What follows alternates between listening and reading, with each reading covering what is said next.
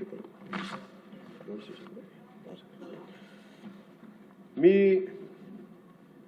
మీ దృష్టికి ఒక కీలకమైన విషయం తీసుకురావాలి అధ్యక్ష.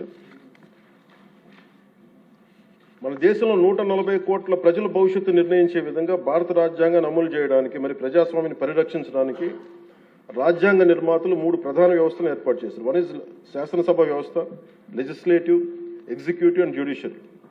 ఈ 3 వ్యవస్థలు పరస్పర సమన్వయంతో ఎలాంటి ఆటంకాలు లేకుండా సమర్థవంతంగా పనిచేసినప్పుడే ప్రజాస్వామ్యం బలంగా నిలబడుతుంది. వీటిలో ఏ ఒక్క వ్యవస్థలోనైనా లోపాలు ఏర్పడితే ప్రజాస్వామ్య వ్యవస్థపై ప్రభావం చూపడం కాకుండా ప్రజలకి న్యాయం మరియు సేవలు చేయడంలో ఇబ్బందులు పెడతాం.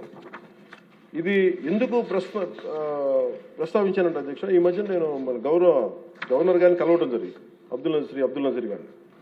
జరుగుతున్నప్పుడు ఆయన నా దృష్టికి తీసుకొచ్చింది, ఈ national grid judicial data grid ప్రకారం దాదాపు 1,11,59,767 సివిల్ కేసులు, మరి 3,80,60,784 క్రిమినల్ కేసులు ప్రస్తుతం దేశవ్యాప్తంగా పెండింగ్లో ఉన్నాయి.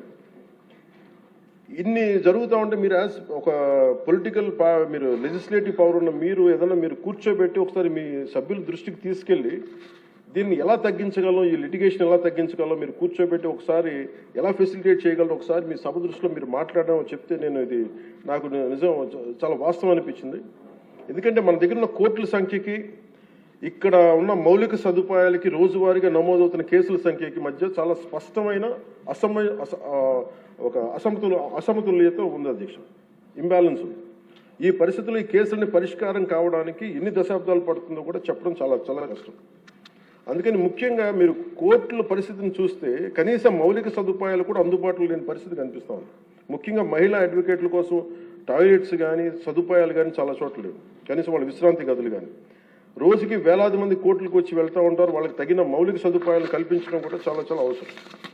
అందుకే బడ్జెట్లో న్యాయశాఖకు తగిన నిధులను కేటాయించే బాధ్యత లెజిస్లేటివ్ వ్యవస్థ పైన ఉందని నేను మనస్ఫూర్తిగా భావిస్తాను. ఈ సందర్భంలో ఈ సంవత్సరం గౌరవ ఆర్థిక శాఖ మంత్రి పయ్యావుల కేశవ్ గారు ప్రవేశపెట్టిన ఈ బడ్జెట్లో దాదాపు 100 కొత్త కోర్టు భవనాల నిర్మాణానికి 349 కోట్లని కేటాయించడం చాలా చాలా మనస్ఫూర్తిగా అభినందిస్తాను. గతంతో పోలిస్తే కూటమి ప్రభుత్వం న్యాయశాఖ చాలా ప్రాధాన్యత ఇస్తున్నప్పటికీ కూడా సభ దృష్టికి నేను తీసుకొస్తే ఇంకా మనం చేయాల్సిన పనులు చాలా చాలా ఉన్నాయనిపిస్తుంది. ఎందుకంటే ఆయన చెప్పింది, ప్రత్యేకించి గవర్నర్ గారు చెప్పింది, ఒక్క కేసు ఒకళ్ళ మీద ఉంటే మనందరికీ తెలుసు, అందరం దాదాపు ముఖ్యమంత్రి గారు చెప్తే సభలో ఉన్న ప్రతి ఒక్కళ్ళ మీద ఏదో ఒకలాగా కేసులు ఉన్నాయి. మన మీద కేసు పడింది లేదంటే సగటు ఒక మనిషి మీద కేసు పడిందంటే మన ఒక్కళ్ళ మీద పడినట్టు కాదు, మన కుటుంబ సభ్యుల మీద, మన చుట్టుపక్కల ఉన్న దాదాపు 10 మంది మీద పడద్ది. ఆయన అబ్దుల్ నజీర్ గారు చెప్పింది కూడా, ఒక కేసుని మీరు ఒక వ్యక్తిగా చూడకండి, ఒక సమూహంగా చూడక 10 మంది మీద ఇంపాక్ట్ ఉంటుంది. మీరు కోటి కేసులు ఉన్నాయంటే దాదాపు 10 కోట్ల మంది ప్రజల మీద ఇంపాక్ట్ ఉంటుంది. అందుకని దాని మీద మీరు లిటిగేషన్కి మీరు ఆల్టర్నేటివ్ డిస్ప్యూట్ రిజల్యూషన్ మీరు పెంచే దిశగా మీరు ప్రభుత్వం ఆలోచిస్తే చాలా మంచిది అనేది వారు సూచనప్రాయంగా తెలియజేశారు అధ్యక్ష. అలాగే కేసుల స్వభావం క్లిష్టతను బట్టి చిన్న చిన్న వివాదాలను ఏడీఆర్ సెంటర్ల ద్వారా పరిష్కరించేలా చర్యలు తీసుకుంటే కోర్టులపై ఉన్న భారం తగ్గుతుంది. ఇవే కాకుండా కొత్త కోర్టు భవనాల నిర్మాణం మాత్రమే కాకుండా ఇప్పటికున్న కోర్టులన్నింటిలో కూడా కనీసం మౌలిక సదుపాయాలు కల్పించడం అత్యంత అవసరం. ముఖ్యంగా టాయిలెట్స్ కానీ, తాగునీటి సదుపాయాలు కానీ, కంప్యూటర్స్ కానీ, సర్వర్స్ కానీ, నెట్వర్కింగ్ వ్యవస్థలు, డిజిటల్ రికార్డ్ మేనేజ్మెంట్ వంటి ఐటీ మౌలిక సదుపాయాలని అభివృద్ధి చేయాలి. అలాగే కోర్టులు మరియు జైళ్ల మధ్య వీడియో కాన్ఫరెన్సింగ్ వ్యవస్థలను విస్తరించడం, ఆటోమేటెడ్ కేసు నిర్వహణ వ్యవస్థలు అమలు చేయడం వంటి సాంకేతిక పరిజ్ఞానాలను ఉపయోగించుకోవడం ద్వారా విచారణ వేగాన్ని పెంచి ఖర్చులు కూడా తగ్గించవచ్చు. సో అధ్యక్ష, ఈ అంశంపై గౌరవ ముఖ్యమంత్రి శ్రీ నారా చంద్రబాబు నాయుడు గారి నాయకత్వంలోని కూటమి ప్రభుత్వం సమగ్రమైన ఒక చర్చ జరపాలని, అవసరమైతే గౌరవ గవర్నర్ మరియు సుప్రీంకోర్టు మాజీ న్యాయమూర్తులు అయిన జస్టిస్ అబ్దుల్ నజీర్ గారి విలువైన సూచనలు కూడా తీసుకుని ముందుకు సాగితే మరింత మెరుగైన ఫలితాలు సాధించవచ్చని సభ దృష్టికి నేను తీసుకొస్తాను.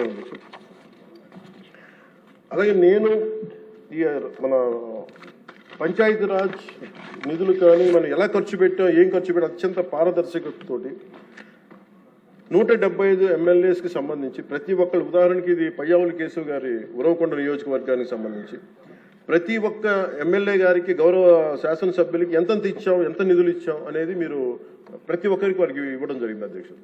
ఇందులో ఎవరికి కూడా నా దృష్టికి ఏ సమస్య వచ్చినా పంచాయతీ రాజ్ శాఖకు సంబంధించి ఏది వచ్చినా కానీ, ఆర్డబ్ల్యూఎస్ కానీ లేదంటే ఫారెస్ట్ డిపార్ట్మెంట్ ఏది వచ్చినా సరే ప్రత్యేక శ్రద్ధ పెట్టి ఉన్న పరిమితమైన నిధులనే అందరూ ఒకళ్ళకి ఇవ్వకుండా కూడా పార్షియాలిటీ చూపించకుండా ఉన్నంతలో అందరికీ న్యాయం జరిగేలా మేము చేస్తామని ఇది మీ ద్వారా ప్రతి ఎమ్మెల్యే గారికి ప్రతి గౌరవ శాసనసభ్యులు ప్రతి ఒక్కరికి పంచాయతీరాజ్ శాఖ అందజేస్తున్న అధ్యక్ష. ఇది మీ దృష్టికి తీసుకొస్తా ఉన్నాను.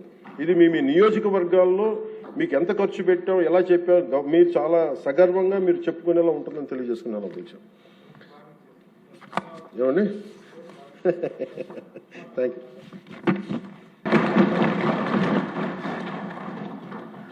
గత 5 సంవత్సరాల కాలంలో వారు గత ప్రభుత్వం చేసింది ఒక రకంగా చెయ్యింది, 20 నెలల కాలంలో ఎన్నో రెట్లు ఎలా అభివృద్ధి చేసింది గణాంకాలతో ప్రతి వారికి అర్థమయ్యేలాగా వివరించినందుకు ప్రత్యేక ధన్యవాదాలు పవన్ కళ్యాణ్ గారు. అలాగే సంఘటితంగా ఉండి ఎలాగ సేవ చేయాలి అనే ఆలోచనాత్మకంగా కూడా సభ్యులకు ప్రజలకు కూడా అర్థమయ్యేలాగా చాలా స్పష్టంగా చెప్పారు. దానికి కూడా మరొక్కసారి పవన్ కళ్యాణ్ గారికి సభ తరఫున నా ధన్యవాదాలు తెలియజేస్తూ ఇప్పుడు కూన రవికుమార్ గారు.